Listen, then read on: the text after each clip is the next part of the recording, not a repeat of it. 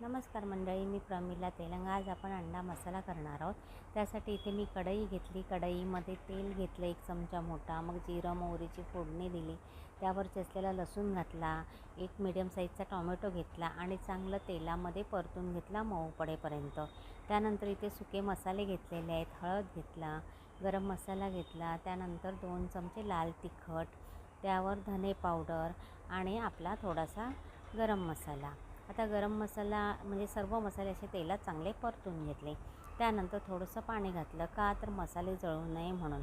मग त्यानंतर पुन्हा ते परतून घ्यायचे। त्यानंतर त्यामध्ये वाटलेलं वाटण घातलं 1 चमचा। चांगलं परतून घ्यायचं परत तेलामध्ये मसाले। त्यानंतर तिथे घेतलेला आहे थोडासा कोथिंबीर परतून घेतली। त्यावर 2 मिनिट आपल्याला झाकण ठेवायचं आहे। 2 मिनिटांनी झाकण उघडून बघायचं। वाव, बघा किती सुंदर कलर आलेला आहे नाही का भाजीला।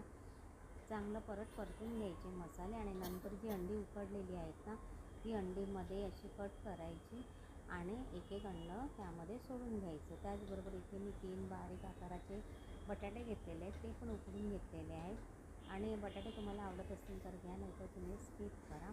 एकदा तुम्ही अशा साध्या सोप्या पद्धतीमध्ये अंडा मसाला करून बघा, खूप छान लागतो।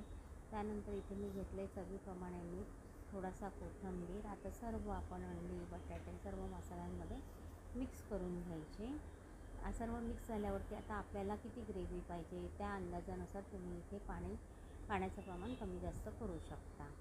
तर बघा, आता एक उकळी आपल्याला चांगली आता काढून घ्यायची आहे। त्यावर ठेवायचं झाकण, 2 मिनिटच झाकण ठेवायचं, जास्त नाही। चांगली अशी खदखदून उकळी आली तर आपला अंडा मसाला इथे तयार। वाव, बघू शकता तुम्ही किती सुंदर असा मसाला आपला तयार झालेला आहे। आता आपण एका प्लेटमध्ये काढून घेऊया। आणि व्हिडिओ आवडल्यास लाईक करा, कमेंट करा, व्हिडिओ शेअर करा। धन्यवाद।